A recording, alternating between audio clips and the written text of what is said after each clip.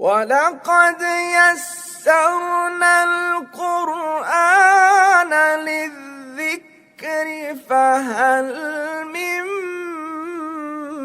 مُدَّكِرٍ۔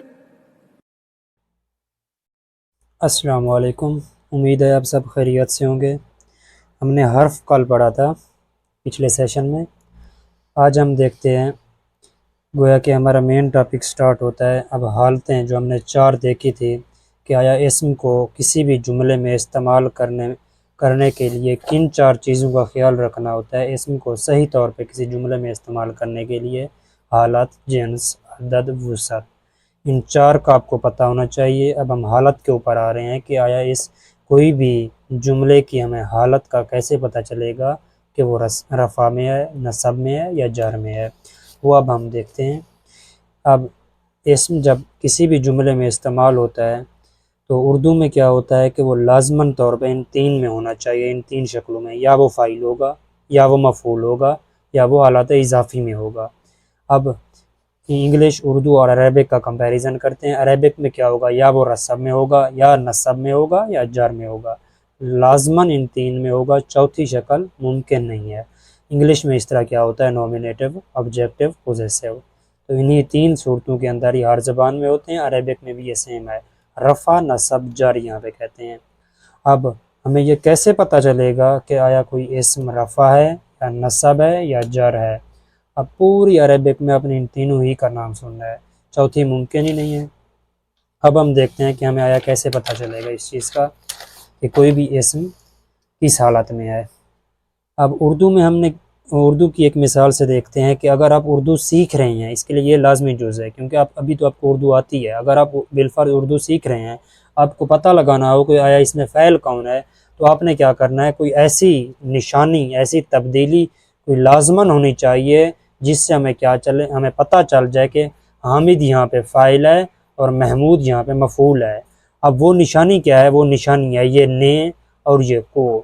یہ نے ہی بتاتا ہے کہ دراصل یہ فاعل کے ساتھ استعمال ہوتا ہے، کو بتاتا ہے کہ یہ مفعول کے ساتھ آتا ہے، یعنی کو جس کے ساتھ ہوگا ہم اردو فکر میں اسے مفعول کے ساتھ ڈینوٹ کرتے ہیں، آیا یہ مفعول کے ساتھ ہے یا یہ مفعول ہوگا اس کے ساتھ والا۔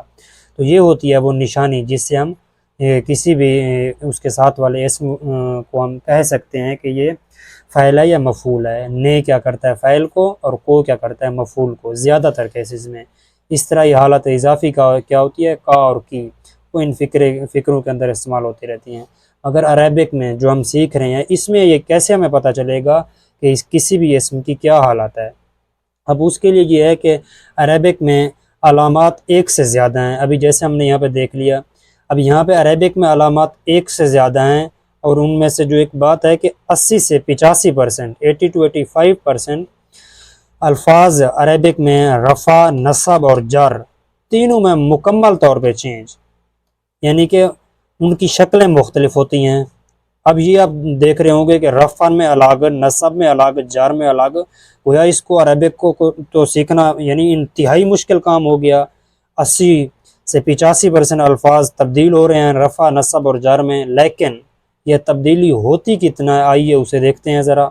یہ تبدیلی کل کی کل اس چیز کے اوپر مبنی ہے۔ اگر ایک لڑکے کے اگر میں لیتا ہوں ایگزامپل، اس کے عربک کیا ہے، والدن۔ اب آپ نے عربک اپنے ووکیبلری کے لیے، ذخیرہ الفاظ کے لیے جو عربک آئے گی آپ نے اسے یاد کرتے آنا اپنے ساتھ۔ آگے مشقیں بھی آپ کو دے دی جائیں گی انشاءاللہ، جس میں آپ کو یاد کرنا ہوگا، آج ہم آخری میں شیئر کر دیں گے۔ اب لڑکے کے لیے عربک کیا ہوتی ہے، والدن۔ رفع میں کیا ہوتی ہے، والدن 2 پیش کے ساتھ، والدن ایک الف آگے ہم نے بڑھا دیا، والدین 2 زیریں لگا دی۔ یہ ہے وہ تبدیلی، کل کی کل اس کے اوپر ہی مبنی ہے۔ جو استثناءات ہیں، جو رولز ہیں، ان کے ساتھ وہ ہم آگے ڈسکس کرتے ہیں۔ یہ ہیں وہ 3 شکلیں جس کے لیے ہم یہاں پہ اوپر ہمیں تھوڑا سا دل میں خوف آیا ہوگا کہ 80 سے 85% رفع نصب میں تبدیل ہوتے ہیں، آیا یہ بہت مشکل کام ہوگا؟ انتہائی آسان ہے، والدن، والدان، والدین، وہیں پیش رفع میں 2 پیش، نصب میں 2 زبر اور جر میں 2 زیر۔ یہاں پہ الف کا اضافہ ہوگا، اس کو ہم مزید ڈسکس کرتے ہیں آگے۔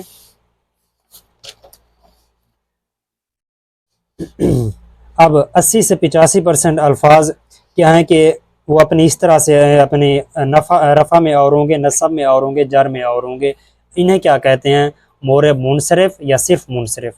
اب ان کی پہچان کیا ہے؟ ان کی پہچان یہ ہے کہ تنوین آتی ہے ان کے ساتھ. تنوین اسے کہتے ہیں دو زبر کو یا دو زیر کو یا دو پیش کو، سوری یہاں پہ دو پیش ہونی چاہیے، دو پیش کو یا دو زبر کو یا دو زیر کو، اسے تنوین کہتے ہیں، یعنی کہ جب دو بار آ جاتی ہیں. انہیں کیا کہتے ہیں؟ مورب منصرف یا صرف منصرف کہتے ہیں. اب یہ لائن کا اگر آپ کہہ رہے ہوں یہ ایک اسی لفظ کو ظاہر کرتے ہیں. مثال کے طور پر اگر میں والدہ کہتا ہوں تو اس کو یہ ظاہر کرے، یہ جو لائن ٹھہری ہے وہ ہے اس لائن کے نیچے دو زبریں یا اس لائن کے اوپر دو زبریں یا اس لائن کے اوپر دو پیش، اس چیز کو ظاہر کر رہے ہیں.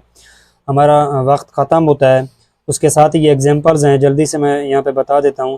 اب محمد، اب اس کی رفع میں، حالت رفع میں محمد نام ہے ایک یہ، اور یہ حالت نصب میں کیا ہے؟ محمدن. جر میں کیا ہے؟ محمدین. اس طرح شیئن کیا ہے؟ شیئن شیئن. جنتن جنتن جنتن. اب یہاں پہ الف کا اضافہ کیوں نہیں ہوا؟ اسے ہم اگلے اس میں دیکھیں گے. فی الحال اب یہ دیکھ لیں کہ یہاں پہ دو زبر آیا ہے. اس طرح بنتن بنتن، یہاں پہ الف کا اضافہ ہوا ہے، باقی سارے رولز کے مطابق ہیں. اس کو ہم آگے انشاءاللہ اگلے لیکچر میں ڈسکس کرتے ہیں. اللہ حافظ، شکریہ.